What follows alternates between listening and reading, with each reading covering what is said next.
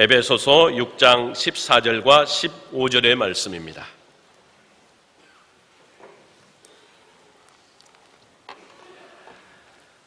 신약성경 에베소서 6장 14절과 15절 말씀 우리 다 찾으셔서 한 목소리로 같이 읽도록 하겠습니다. 같이 읽습니다. 그런즉 서서 진리로 너희 허리띠를 띠고 의의 호심경을 붙이고 평안의 복음이 준비하는 것으로 신을 신고. 아멘. 이 시간에 에베소 강의 21번째 하나님의 전신갑주 첫 번째 시간입니다. 목사님 나오셔서 귀한 말씀 선포해 주시겠습니다.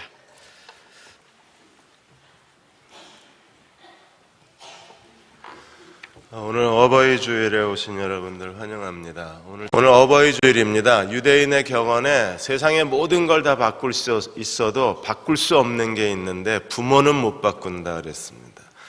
우리 옆에 계신 분, 뒤에 계신 분 인사 나누실 때 자랑스러운 부모가 되십시오. 존경받는 부모가 되십시오. 인사하시겠습니다.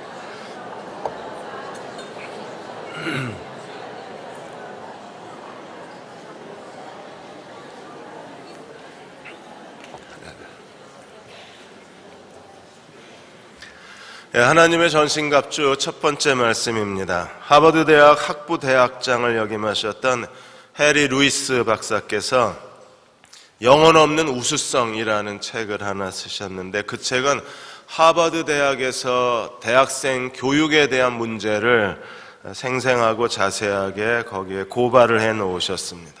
하버드 대학은 가장 좋은 대학이지만 그러나 영혼 없는 수재들을 키워내는 곳일 뿐이라고 했습니다. 어떻게 하면 좀 더 이 사회가 필요로 한 교육의 목적이 자기 인생과 자기의 미래를 책임질 줄 알고 이 사회에 대하여 도덕적 책임을 질 줄 아는 지혜 있고 지식 있는 사람을 키워내는 건데, 지금 대학 교육은 영혼 없는 수재를 키워내는 데에 멈추고 있다고 했습니다.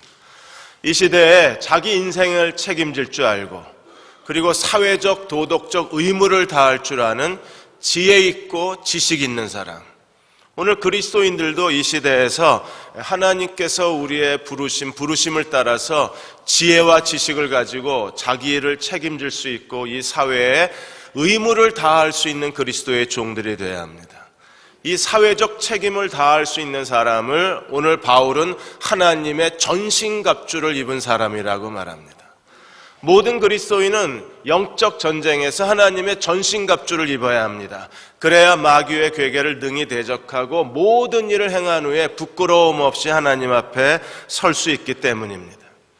고대 군인들의 갑옷은요, 철과 그리고 놋과 가죽으로 만들었습니다. 전쟁에 칼이나 창이나 화살로부터 자기 생명을 보호하기 위해서 가장 두꺼운 조직이나 아니면 단단한 조직으로 만들어 놓았습니다. 하나님의 전신갑주는 뭘로 만들었을까요? 하나님의 전신갑주는 에베소서에서 말하고 있는 그리스도의 비밀, 복음에 대한 지식, 에베소서의 모든 단어들을 엮어서 하나님의 전신갑주를 만들어 놓았습니다. 이 전신갑주를 입은 사람들만이 이 시대에서 자기 인생에 대한 의무를 다하고 하나님이 우리에게 부르신 세상에 대한 사회적 의무를 다하고 그들이 이 시대에서 지혜와 지식 있는 그리스도의 제자로 살아갈 수가 있습니다.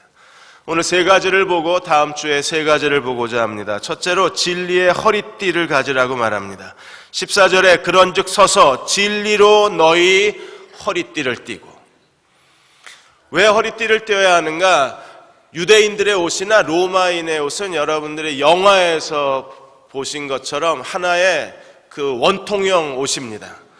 그래서 목에서 발목까지를 덮는 하나의 통짜형 옷이기 때문에 어떤 활동을 하거나 전쟁에 나가거나 무슨 일을 하려면 반드시 허리를 동여매지 않으면 활동할 수가 없어요.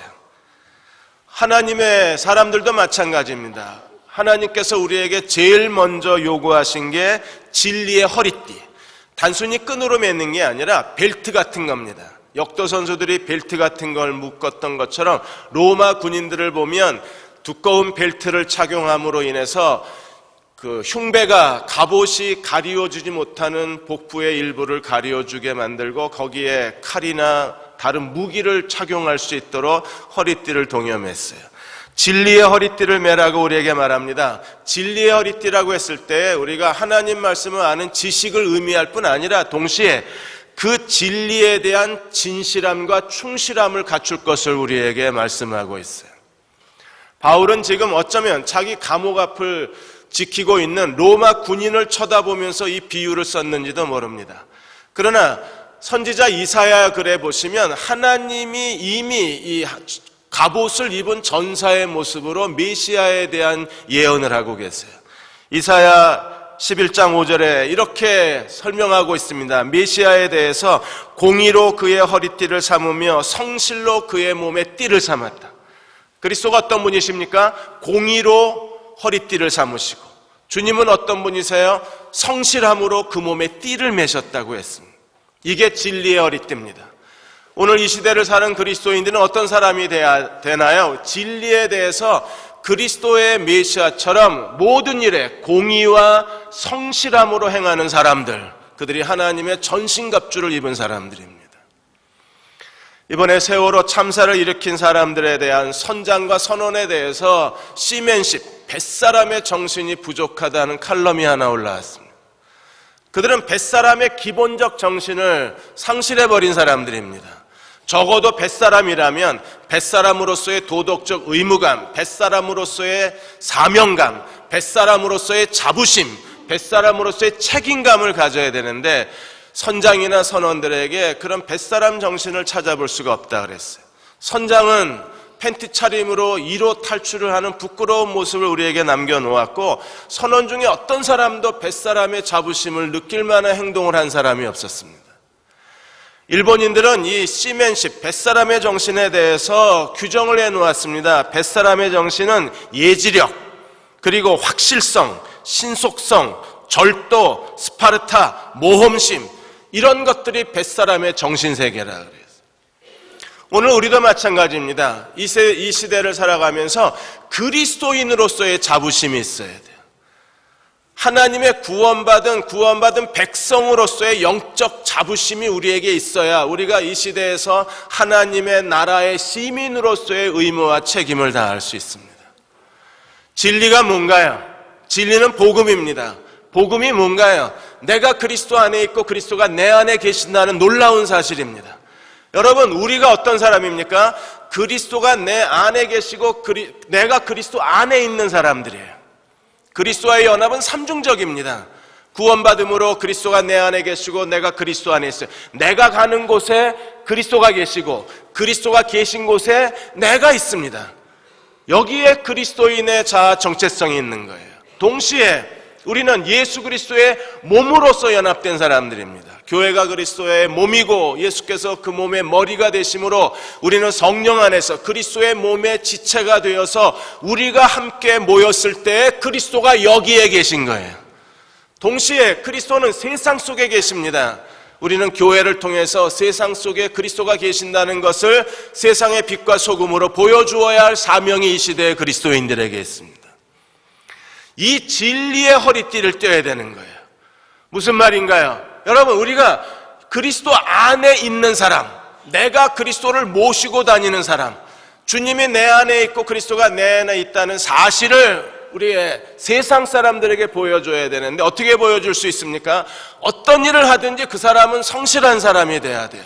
어떤 일을 하든지 그리스도가 하신 것처럼 공의와 성실함으로 자기 일에 최선을 다하고 자기 일에 책임을 질 줄 알고 어떤 일을 맡겨놓으면 믿을 만한 사람으로 사는 것, 그들이 진리의 허리띠를 맨 사람들입니다. 그리스도인이라고 말하면서 우리가 모든 일에 책임을 다하지 못하고 하는 일마다 인정을 받지 못하고 공의와 성실함을 잃어버렸다면 이 사람은요, 하나님의 전신갑주에 제일 먼저 진리의 벨트를 차지 못한 사람이에요. 우리가 어떤 일을 하는 데 있어서 이 허리띠를 메고 공의와 성실함으로 자기에게 주어진 모든 의무를 다하고 책임을 다하고 책임 이상의 어떤 사명을 감당해낼 수 있다면 그 사람은 어디를 가든지 그리스도가 어떤 분이신가를 세상에 보여주는 사람이 될 수 있을 것입니다. 누가복음 12장 35절에 예수께서 비유로 말씀하시기를 허리에 띠를 띠고 등불을 켜고 서 있으라 그랬어요. 그리스도를 기다리는 사람들은 제일 먼저 등불을 켜기 전에 뭐부터 해야 합니까? 허리에 띠를 띠라 그랬어요. 사랑하는 여러분, 여러분들이 서 있는 그 자리에서 그리스도가 공의의 허리띠, 성실의 몸의 띠를 매신 것처럼 성실과 공의로움으로 행하는 종들이 되어 주십시오. 그들이 지혜 있는 사람이고 지식이 있는 사람들입니다. 그들이 이 혼란 가운데, 이 무질서 가운데, 이 무법한 세상 한복판에서 우리는 정말 혼란스럽잖아요. 지난 몇 주 동안에 너무 힘들었습니다. 이 혼란한 가운데 적어도 그리스도인들만큼은 하나님의 자녀라고 말하는 사람들만큼만 공의와 성실함으로 살 수 있다면 이 사회는 살만한 사회가 되지 않을까요? 미국 역사 가운데 가장 많은 감사장을 받으신 분이 데일 로저스 여사입니다. 이 데일 로저스 여사는 그분이 TV 방송 녹음 분야에서 아주 탁월한 실력을 인정받아서 크게 성공하신 사업가이십니다. 이분이 지난 자기 생애 동안에 하나님이 주신 부를 가지고 그분이 한 일이 뭐냐면 미국의 가난한 아이들, 고통받는 아이들, 병든 아이들, 정박아 아이들, 이 백혈병, 불치병 아이들을 위해서 그분이 자선 행사를 했는데 무려 5,000회가 넘었어요. 5,000회가 넘는 자선 행사 때문에 그분이 미국 정부로부터 가장 많은 감사장을 받았습니다. 어떻게 5,000회가 넘는 자선 행사를 해나 자기가 하나님이 주신 부만 내놓은 게 아니라 주변에 뜻을 같이 하는 사람들을 다 하나로 모아서 미국에 있는 가난하고 고통받고 버림받은 아이들에게 모든 사랑을 다 쏟아부은 거예요. 그렇게 살 수 있었던 이유에 대해서 어려운 때의 하나님이라는 자서전적인 책을 하나 이분이 쓰셨습니다. 그 책에서 이분이 마약 중독자였어요. 버림받은 아이였습니다. 길거리 아이였습니다. 자기 인생에 아무런 희망도 찾지를 못했습니다. 그러다가 어느 날 그리스도를 만난 거예요. 주님을 만나고 하나님의 사랑을 깨달았습니다. 그 그리스도의 사랑으로 구원받았습니다. 그 구원이 너무나 놀랍고 감사해서 자기의 이후의 삶을 하나님께 거룩한 제물로 바치고 하나님이 그에게 부를 주시고 물질을 주실 때마다 그걸 가지고 가난한 이들에게 베풀기 시작한 거예요. 여러분 50회 정도 자선행사 누구나 할 수 있습니다. 500회 정도? 어떤 사람들은 그렇게 할 수 있을 거예요. 그러나 일생 동안에 5,000회가 넘는 자선행사를 성실함으로 할 수 있다는 것, 이건 그리스도의 심장이 뛰지 않으면 불가능한 일입니다. 그리스도인이 그래야 합니다. 우리 안에 그리스도의 심장 소리가 들린다면 적어도 이 시대를 살아가는데 자기의 해야 할 일에 대해서, 자기 인생에 대해서, 자기의 직업에 대해서 성실과 공의로 행하는 종들이 되어야 돼요. 두 번째로 우리는 의의 호신경을 붙여야 합니다. 의의 흉배라고 하는 것은요, 목에서부터 시작해서 허벅지까지 적의 공격으로부터 사람을 보호해주는 장비입니다. 대부분 노수로 만들었거나 아니면 철로 만들어서 웬만한 날카로운 칼이나 창이나 화살이 뚫지를 못합니다. 완벽하게 그 사람의 생명을 보호해줘요. 그런데 이 그리스도인의 호신경 흉배를 성경은 뭐라고 부르고 있습니까? 의의 호신경이라고 불러요. 왜 의의 호신경이라고 불렀을까요? 이미 선지자 이사야를 통해서 하나님이 이사야 59장 17절에 메시아를 이 하나님의 전사로 비유하면서 여기에도 동일한 표현이 있습니다. 공의로 갑옷을 삼으시고 구원을 자기의 머리에 써서 투구로 삼으시고 보복을 속옷으로 삼으시고 열심으로 겉옷을 삼으시고, 이게 메시아예요. 그러므로 메시아가 이미 의의 갑옷, 의의 흉배를 옷 입으신 분이시기 때문에 오늘 그리스도를 따르는 우리도 무엇을 옷 입어야 합니까? 의의 호신경을 옷 입어야 되는 거예요. 우리는 언제 의를 얻을 수 있나요? 예수 그리스도를 믿음으로 누구나 다 칭의, 의롭다함을 얻었습니다. 여러분들이 그리스도를 다 믿으셨나요? 그 믿음으로 말미암아 의롭다 하심을 받으셨습니까? 그 칭의의 의가 아니라 이 칭의가 우리의 의로움이 되어서 우리의 인격이 됐을 때 의로운 인격은 어떤 건가? 요한일서에 보시면 의를 행하는 자와 사랑을 행하는 자는 하나님께 속하고 의를 행하지 못하는 자와 사랑을 행하지 못하는 자는 마귀에게 속했다 그랬어요. 그럼 의가 무엇인가? 의가 하나님의 사랑이라 그랬습니다. 그러므로 의의 호신경은요, 하나님의 사랑과 하나님의 자비로 만들어진 하나님의 흉배입니다. 이 흉배로 하나님의 사랑으로 우리의 가슴이 채워져야 돼요. 심장과 폐와 모든 내장 장기에 하나님의 자비로 가득 차야 합니다. 어디를 가나 하나님의 사랑을 행할 수 있고 어디를 가나 하나님의 자비를 보여줄 수 있는 사람들, 그들이 의의 흉배를 입고 하나님의 전신갑주를 입고 이 시대에서 마귀의 괴계를 대적하고 모든 일을 행한 후에 하나님 앞에 서는 사람들이에요. 이번에 천주교 광주대 교구장이신 김유중 대주교께서 이 시대에 대한 칼럼을 하나 쓰셨습니다. 시국 선언을 하셨는데, 오늘 한국이 지금까지 경제 발전에 매달려서 이윤만 추구하는 그러한 이윤 추구 지상주의에 빠져서 진정한 인간애를 잃어버린 시대가 되어버리고 말았다고 했습니다. 사람들이 이윤만 추구합니다. 남들보다 더 많이 가질 수 있고 남들보다 더 빨리 가질 수 있고 남들보다 더 넓은 것을, 더 많은 것을 우리가 소유할 수만 있다면 이인 추구가 우리의 삶의 지상주의가 돼서 우리는 인간에 대한 배려를 잃어버렸고 사람의 생명을 존중히 여기는 마음을 잃어버렸고 결국에는요, 사람에 대한 인간애를 상실해버린 시대가 되어버리고 마는 거예요. 김희중 대주교께서도 나도 그 범인 중에 한 사람이다.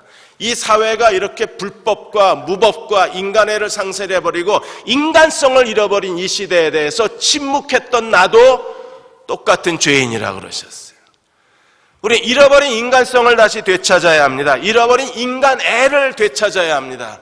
그 잃어버린 인간애가 어떤 건가요? 그게 하나님의 사랑인 거예요. 우리가 하나님의 사랑으로 구원받은 사람이기 때문에 하나님의 사랑으로 사는 것이 우리에게 정직한 삶의 본 모습입니다. 어디를 가나 하나님의 사랑과 하나님의 자비를 세상 사람들에게 보여줘야 할 책임이 우리에게 있는 거예요. 우리의 외적 아름다움을 보여주는 게 아니라, 우리가 얼마나 많이 배우고 똑똑한 사람인가를 자랑하는 게 아니라, 내가 얼마나 스마트한 사람인지 자기의 지능을 사람들에게 과시하는 게 아니라, 우리가 하나님의 사랑으로 거듭난 사람이라는 하나님의 사랑과 자비를 세상에 보여주는 것, 그게 의의 흉배가 되는 거예요. 에베소서에서 바울은 이렇게 계속 우리에게 외칩니다. 4장 15절에 오직 사랑 안에서 참된 것을 하여 범사에 그에게까지 자랄지니 그는 머리니 곧 그리스도라. 우리는 사랑 안에서 참된 것을 해야 합니다. 사람답게 행동해 줘야 돼요. 인간에 대한 진정한 배려가 있어야 합니다. 그리고 인간의 가치를 존중해 줄 수 있어야 돼요. 사랑 안에서 참된 것을 해야만 우리는 머리 대신 그리스도에게까지 자라날 수 있는 거예요. 4장 24절에 하나님을 따라 의와 진리의 거룩함으로 지으심을 받은 새 사람을 입으라. 어떤 사람이 거룩한 사람인가요? 하나님의 사랑과 자비를 실천할 수 있어야 거룩한 사람입니다. 외적인 거룩함이 아니라 진정한 내면의 거룩함이 뭔가요? 그 안에 인간다움이 있는 사람들은 어떤 사람입니까? 하나님의 사랑과 자비가 흘러넘치는 사람이 되는 거예요. 그래서 5장 1절과 2절에서 이렇게 말합니다. 그러므로 사랑을 받은 자녀같이 너희는 하나님을 본받은 자가 되고, 누가 하나님을 본받은 사람이에요? 그리스도가 너희를 사랑하는 것 같이 너희도 사랑 가운데 행하라. 그리스도는 어떻게 우리를 사랑하셨습니까? 그는 우리를 위하여 자기를 버리사 향기로운 제물과 희생제물로 자기를 주셨느니라. 누군가에게 주님이 우리에게 하셨던 것처럼 희생제물과 향기로운 제물로 우리 자신을 내어줄 수만 있다면, 나를 허비해 줄 수 있다면 그 사람이 가는 곳마다 하나님의 사랑이 넘치지 않을까요? 하나님의 자비가 가득하지 않을까요? 그들이 이 땅에서 하나님을 본받은 사람이라고 말합니다. 그렇다면 의의 흉배를 붙인 사람은 어떤 사람입니까? 바울은 우리에게 정확하게 의의 흉배를 붙인 사람, 하나님의 사랑으로 행하는 사람의 윤리, 그의 인격성에 대해서 우리에게 설명을 했습니다. 4장 32절에 서로 친절하라, 서로 동정하라, 서로 용서하라. 모든 사람들에게 친절한 사람, 그 삶의 몸에서 배어나오는 인간에 대한 존엄성은요, 사람에 대한 친절로 나타나는 거예요. 사람에게 친절할 줄 알고 어떤 사람들에 대한 행동을 비난하기 전에 그 사람을 먼저 동정할 줄 알고, 그리스도가 우리를 용서해 주신 것처럼 사람을 용서해 줄 수 있다면 그들이 의의 흉배를 붙이고 이 시대에 하나님의 전신갑주를 입은 사람들이요, 그들이 이 시대에서 하나님의 거룩함을 드러내는 사람인 거예요. 사랑하는 여러분, 하나님께서 우리를 구원해 주셨습니다. 그리스도가 우리 안에 계십니다. 우리는 성령이 내주하시는 사람들입니다. 그리스도의 십자가의 사랑으로 용서받은 죄인들입니다. 하나님께서 우리에게 요구하시는 게 뭐예요? 내가 자비한 것처럼 너희도 자비하라. 이로써 너희가 세상이 너희를 하나님의 자녀인 줄 알리라고 말씀하셨기 때문에 우리는 모든 사람들에 대해서 친절할 줄 알고, 모든 사람들에 대해서 예의를 갖추고, 그리고 사람들에 대한 동정심을 보여줄 수 있어야 하고, 그리고 죄를 지으면 경계하고 회개하면 용서할 줄 알아야 됩니다. 용서한다고 하니까 무조건 다 용서합니다. 아니에요. 용서엔 법칙이 있습니다. 죄를 지으면 경계하고 회개하면 용서하라고 주님이 말씀하신 거예요. 그리고 그가 70번씩 7번 와서 회개하면, 하루에 490번 와서 회개하면 하루에 490번이라도 용서하라고 말씀하시는 거예요. 세계적인 지식인 기 소르망이 이번에 세상을 바꾸는 착한 돈이라는 신간을 하나 쓰셨고, 이게 한국어로 번역이 됐습니다. 기 소르망은 세계 정치, 사회, 비교, 문명, 그리고 경제학 분야에서 탁월한 지식인입니다. 이분이 쓴 20여 권의 책이 무려 18개 나라의 언어로 번역이 돼서 많은 사람들의 시대적 지성을 일깨우고 계신 거예요. 이 세상을 바꾸는 착한 돈이라는 책에서 미국의 기부 문화에 대해서 파헤쳐 놓으셨어요. 여러분, 사회를 구성하는 게 3가지가 있습니다. 정부, 그 다음에 기업체, 그리고 또 하나 중요한 게 박애정신이래요. 미국은 정부도 그래도 비난을 받고 있긴 하지만 정부도 권위가 인정되고, 미국 국민들은 정부에 대한 권위가 철저한 사람들입니다. 그래서 아무리 정부가 실정을 해도 정부에 대한 비판을 하지 정부에 대한 권위를 버리진 않습니다. 정부에 대한 권위가 살아있고, 더군다나 기업체가 지금 경제가 회생되면서 기업체 이윤을 남기는 기업체가, 그래도 미국이 이제 다시, 지금까지는요 계속 수입에 의존해 왔다가 미국이 이제 다시 제조업으로 돌아섰잖아요. 기업체가 살아있는 겁니다. 더구나 더 중요한 것, 미국은요 박애정신이 살아있어요. 미국의 한 해 동안에 흘러다니는 전체 돈의 규모 가운데 10%가 기부해서 얻은 돈입니다. 미국 시민들은, 미국 국민들은 어려서부터 몸으로 배운 게 뭐냐면 시간과 물질을 바쳐서 기부하는 거예요. 자원봉사자로 사는 겁니다. 그들은 자연스러운 삶의 일부가 자원봉사예요. 기부입니다. 박애의 삶입니다. 근데 한국은요, 정부의 권위는 계속 비난의 대상이고, 기업체는 몇몇 대기업만 이익을 남기지 나머지 기업체는 지금 힘겨운 삶을 되풀이하고 있습니다. 박애정신은 거의 실종되어 있습니다. 그러므로 한국이 다시 박애정신으로 돌아가야 하는데, 지금 정부가 이 국민의 복지를 시도하고 있는 거예요. 여러분, 정부가 국민 복지 시도하는 건 위험하다 그랬습니다. 왜냐하면 어느 날 예산 없다고 중지해버리면 국민 복지는 끝난다는 겁니다. 그래서 정부가 주도해 가는 게 아니라 국민들 개개인이 이 박애정신으로 살아야 선진국가가 된다는 거예요. 지금까지 우리는요, 가난한 사람들을 돕는 거에 대해서 굉장히 사회도 교회도 미온적이었습니다. 왜냐하면 가난한 사람을 돕다 보면 그 사람의 인생을 망친다는 생각 때문에 19세기부터 사회학자들이 이 문제를 집중적으로 연구를 했습니다. 정말 가난한 사람을 도우면 그 사람들을 게으름뱅이로 만들고 사람들에게 구걸하는 사람으로 만들어서 그들의 인생을 망가뜨리나, 아니라는 이 사회학적 결과가 나왔어요. 누구도 가난을 좋아하는 사람 없습니다. 가난을 다 부끄러워합니다. 그리고 가난에서 벗어나고 싶어 합니다. 극히 예외적인 몇 사람들을 제외하고는 다 사람들의 도움을 받아서 그 가난에서 벗어나려고 발버둥치지, 그 안에서 게으르게 살고 나태하게 살고 무기력하게 사는 삶에 만족하고 안주하는 사람은 없다는 거예요.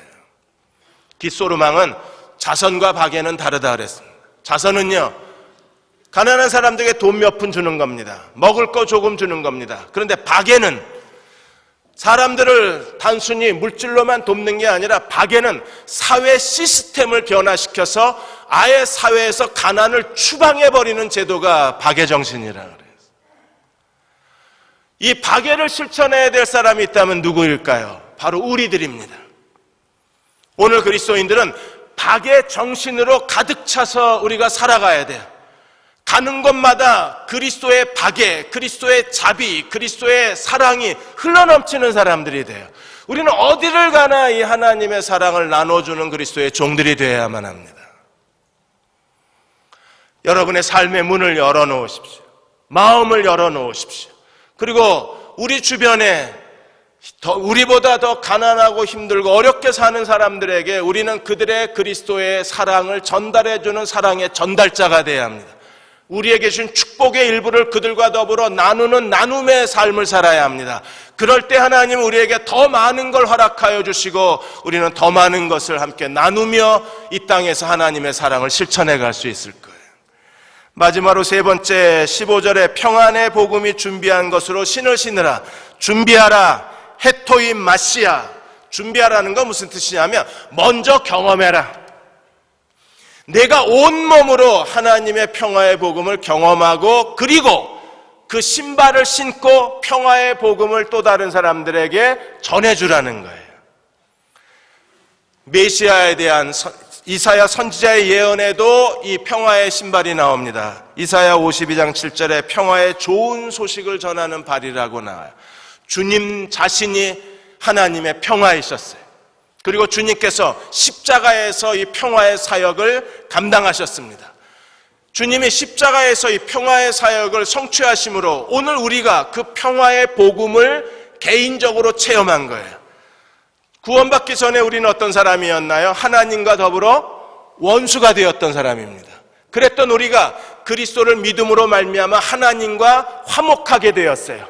어떻게? 그리스도가 십자가에서 화목제물이 되셔서 우리의 모든 죄를 위하여 대신 죽으셨기 때문에 그 피로 말미암아 우리는 하나님과 더불어 화목한 사람이 되었습니다.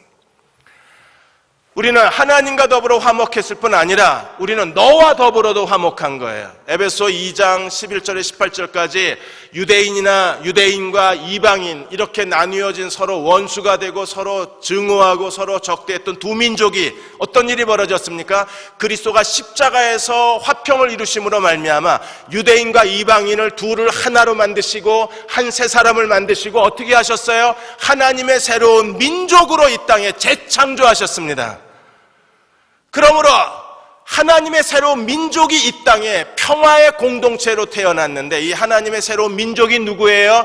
예수 그리스도의 몸으로서의 교회인 거예요.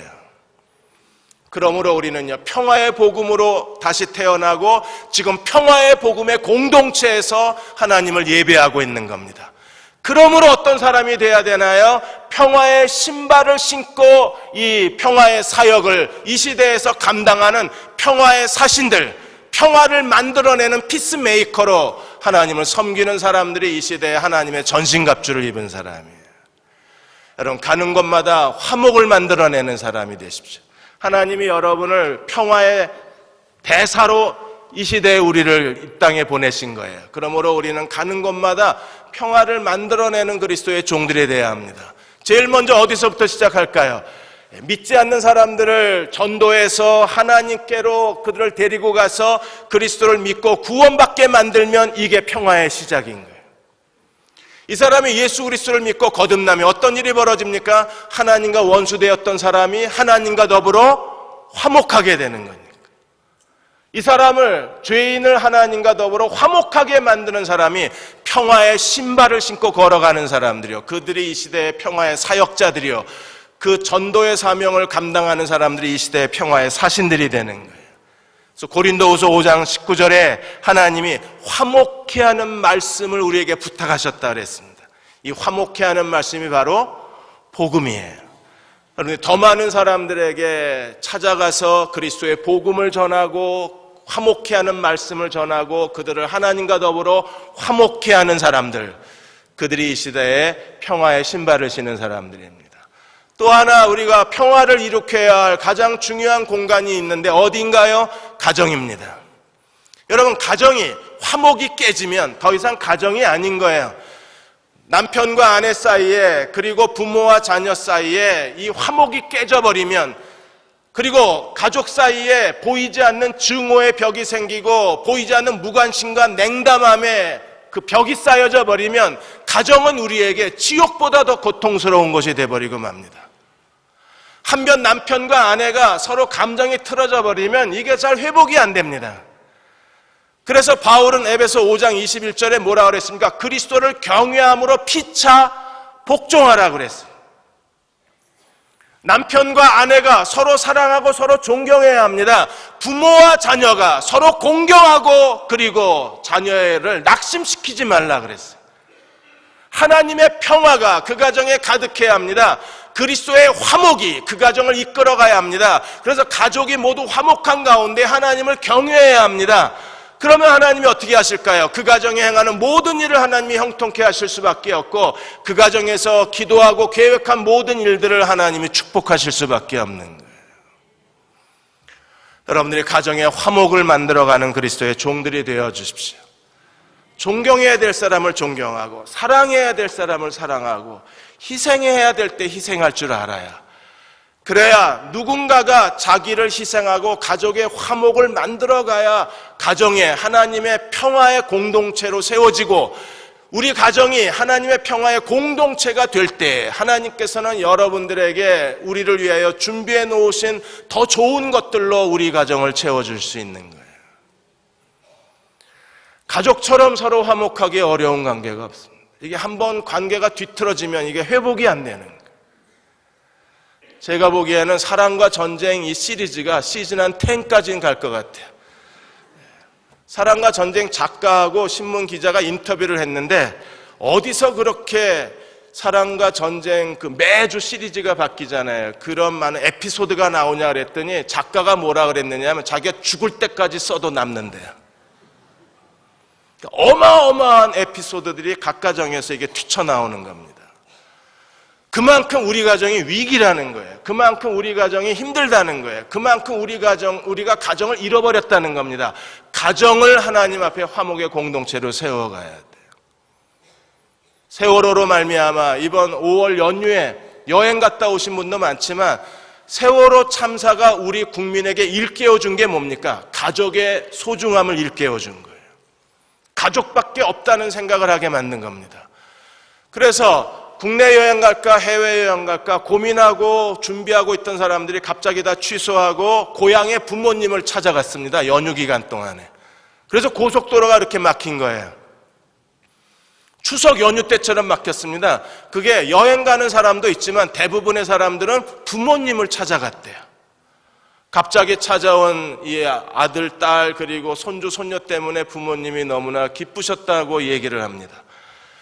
단원고 아이들을 그 또래의 자녀를 둔 부모들은요, 어느 날 자기가 아들이 사라져버린다고 생각하니까 아버지가 자식에 대한 애정이 다시 솟구치기를 시작하더래요. 만일에 내 아이가 세월호에 있었다면 하는 생각이 들자 그렇게 바쁜 회사 생활 다 접어두고 주말만 되면 아들하고 캠핑 가고 그리고 아들하고 자전거 타고 아들하고 쇼핑 다니고 가족의 소중함을 다시 배운 거예요. 딸아이를 둔 아버지는 딸의 얼굴을 쳐다보다가 세월호 TV 뉴스 보고 딸의 얼굴을 쳐다보다가 저게 어느 날 사라진다면 하는 생각에 가슴이 철렁하더랍니다.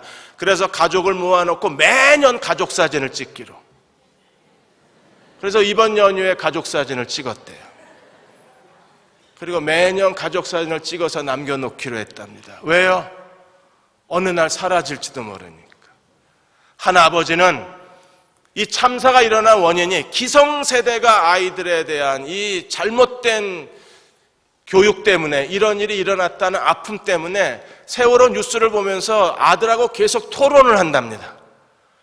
왜요? 이 생각하는 자립심을 키워주기 위해서. 생각할 줄 알아야, 판단력을 가져야, 현명해야, 그래야 살아남을 수 있으니까 계속 대화를 통해서 아들하고 어른의 말에 순종해야 되고 선생님 말에, 지시에 복종해야 되지만, 그러나 상황에 따라서는 네가 스스로 판단할 줄 아는 성숙한 사람이 돼야 된다. 아이에게 이 현명함을 가르쳐주는 거예요. 이 모든 것들이 이번 세월호 때문에 사람들이 다시 가족애로 우리의 시선을 옮긴 겁니다. 여러분, 일시적인 일이 되지 말고 여러분의 가정이 하나님 앞에 화목한 가정이 세워질 때까지 가족을 사랑하고 가족을 존경하고 가족에 대한 여러분의 의무를 다하는 종들이 되시기를 축원합니다. 마지막으로 우리는요, 교회 공동체 안에서 진정한 사랑을 실천해야 합니다. 교회가 평화의 공동체여야 합니다. 세상 사람들이 교회를 비난하는 가장 큰 이슈가 뭡니까? 교회가 너무 분열한다는 거예요. 교회가 다툰다는 겁니다. 교회가 자기밖에 모른다는 거예요. 그래서 바울이 에베소서 4장 3절에 뭐라고 우리에게 명령하고 있습니까? 평안에 매는 줄로 성령이 하나 되게 하신 것을 힘써 지키라. 우리가 서로 보이지 않는 하나님의 평안에 매는 줄로 서로 엮어져 가야 합니다. 서로 평안에 매는 줄로 이어져 가야 합니다. 우리 중에 어떤 사람도 예외가 있어서는 안 됩니다. 어제 저녁 6시에 침례 받으시는 42명 침례 학습을 했습니다. 제가 정말 마음에 죄송했습니다. 청년들 몇 사람을 제외하고는 다 낯선 얼굴인 거예요. 제가 또 예배드리고 한쪽에서만 인사를 하기 때문에, 왜냐하면 가운데 통로에 서 있으면 나가는 분들이 길이 막히니까 한쪽에서 혹시 저를 보고 싶은 사람은 이쪽에서 오세요라는 제스처로 저쪽에 서 있는데 잘 안 오시더라고요. 한쪽에 서 있는데 교인들 얼굴을 잘 모르니까 전부 처음 본 얼굴인 거예요. 그래서 제가 마음에, 벌써 5개월이 다 됐는데 내가 아직도 교인 얼굴도 제대로 못하고 이게 목사 노릇한다는 게 이게 거짓말이 아닌가 하는 아픔이 제 안에 있었어요. 우리가 만일에 보이지 않는 평안에 매는 줄로 하나가 되지 못한다면, 지역교회를 하는 가장 큰 이유가 어디 있습니까? 그래도 지역교회라고 하는 교회 속의 교회로 들어가면 나와 너가 평안에 매는 줄로 이어져 갈 수 있기 때문에, 목장을 하는 이유도 어디 있어요? 우리가 좀 더 평안에 매는 줄로 하나가 되어서 성령이 하나 되게 하는 걸 힘써 지키는 그런 그리스도의 몸된 교회가 세워지면, 하나님은 이 교회를 통하여 우리가 날마다 머리 되신 그리스도의 장성한 분량에 충만함까지 자랄 것이고, 교회가 기도할 때 하나님께서 기적과 능력을 베풀어 주실 것이며, 이 교회의 예배를 통하여 하나님은 주님의 뜻을 우리에게 계시하여 주실 거예요. 이 평화를 만들어가는 그리스도의 종들이 되어 주시기를 주의 이름으로 축원합니다. 그래야 여러분들을 통해서 가는 곳마다 하나님의 평화의 열매가 맺어질 수 있는 거예요. 하나님의 전신갑주를 입어주십시오. 그들이 그리스도로 충만한 사람들입니다. 그들은요, 진리의 허리띠를 띈 사람들, 모든 일에 성실과 공의와 정직함으로 사는 사람들, 의의 흉배를 붙여주십시오. 가는 곳마다 그리스도의 자비를 사람들에게 나타내 줄 수 있는 사람, 어디서나 누구에게나 서로 친절하고 서로 동정하고 그리고 서로 용서할 수 있는 사람, 평화의 복음의 신발을 신는 사람들, 그들은 가는 곳마다 평화의 능력을 나타내는 사람들입니다. 평화의 사역을 감당하는 사람들입니다. 불화가 있고 다툼이 있고 그리고 절망이 있고 좌절이 있는 곳에 하나님의 새로운 평안과 희망과 그리고 하나님의 구원과 하나님의 위로를 가져오는 사람들, 그들은 평안의 복음의 신발을 신은 종들입니다. 오늘 저와 여러분이 이 시대에서 하나님의 전신갑주를 입고 그리스도인다운 그리스도인의 인격을 갖추고 거룩의 윤리를 이 사회 속에서 실천함으로 하나님의 나라를 이 땅에 가져오는 거룩한 종들이 되시기를 주의 이름으로 축원합니다. 이 시간 우리 다 아직도 바다를 쳐다보며 돌아오지 않은 아들, 딸들을 기다리는 부모의 뒷모습이 우리 마음에 아픔처럼 남아 있습니다. 우리가 여기서 뭘 할 수 있는지, 어떻게 해야 하는지, 어떻게 살아야 하는지 우리의 마음의 좌절감을 숨길 수가 없습니다. 주님, 오늘 우리 모든 교인들이 마음을 다해 이 찬양을 주께 드렸습니다. 내 구주 예수를 더욱 사랑, 내 진정소원이 내 구주 예수를 더욱 사랑. 우리만이라도 하나님의 전신갑주를 입고 모든 일에 진리의 허리띠를 띠고 의의 흉배를 붙이고 평화의 복음에 신발을 신고 하나님 앞에 살 수 있는 저희가 되게 하여 주옵소서. 하나님, 그리스도인부터 먼저 삶의 윤리가 회복되게 도와주시고 거룩한 삶의 정신이 회복되게 도와주시고 그리스도인답게 이 땅에 살 수 있도록 눈을 뜨기 전에 우리에게 지혜와 능력을 옷 입혀 주옵소서. 지금은 우리를 죄에서 구원하신 우리 주 예수 그리스도의 은혜와 하나님 아버지의 무한하신 사랑하심과 성령의 인도하시고 위로하시며 도우신 은혜가 오늘 함께 예배드리고 돌아가는 모든 교우와 가정과 자녀들과 그리고 이 민족과 이 땅의 교회 위에 지금부터 영원히 함께 하시기를 간절히 축원하옵나이다. 아멘.